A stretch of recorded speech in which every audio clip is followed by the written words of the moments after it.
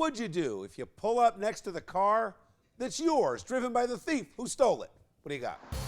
Well, Bill, this brutal beatdown caught on cell phone video shows a man who literally snapped after catching someone behind the wheel of his stolen car in Bayonne, New Jersey. That's your car? Yeah. The guy stole it? Yeah. Police aren't naming the owner of the car, but say the guy who allegedly stole the car is 26-year-old Ephraim Diaz of Atlantic City, New Jersey. Police say the owner of the Honda was on his way to the Bayonne Police Department to report that his car was stolen when he actually noticed it on the road. He just so happened to be driving, saw your car, was like, what? We were about to turn into the police station. He drove past the police station. I've been trying to find this car since 7 o'clock this morning. Less than a mile down the road is where the owner, who was in a minivan at the time, cut off the man driving his Honda, forced him out of his car, and that's when chaos erupted. He found his car, Found the car. pulled the guy over, and beat the out of him. Now, Diaz is charged with taking a vehicle without permission, but reportedly police have said the driver loaned his car to someone who then lent his car to someone else. Actually, just so I'm clear on the facts in this, the man who was beaten up was charged with stealing the car.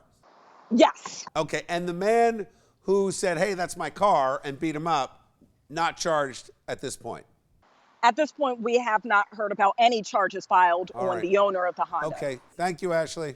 All right, guys, we are joined by former Morris County prosecutor Bob Bianchi. Bob, you got to help us weigh in on this.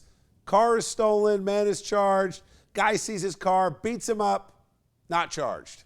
What do you think? As a prosecutor, first off, I saw this video. We only have part of the video. We don't know what occurred prior to the gentleman getting, on the ground. Right. If there was anything here, it would be a simple assault under the law because there's not, from what I understand, serious bodily injury. Clearly, he should have called the police. He shouldn't have done that, but I don't think prosecutors are going to really move on it, or if they do, it's a slap on the wrist. What would happen if the guy driving the car had just bought the stolen car and had no idea the car was stolen? Prosecutors are going to have to not prove that he was the actual person who stole the car, or that he actually received stolen property. So it depends on the time frame here. That's going to be a defense for him to say, hey, I didn't steal the car. Somebody gave it to me. He told me if I want to drive it, go to the store. Definitely a defense in the case. Brian, what would you have done if you're walking down the beach, see a guy surfing on your surfboard? Probably what this guy in the video did.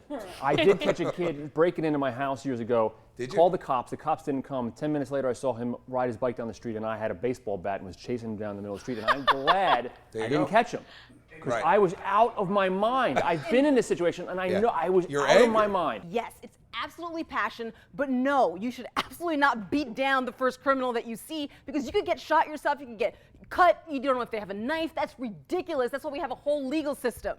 Leave it to the lawyers, the judge, and the jury. Leave it there.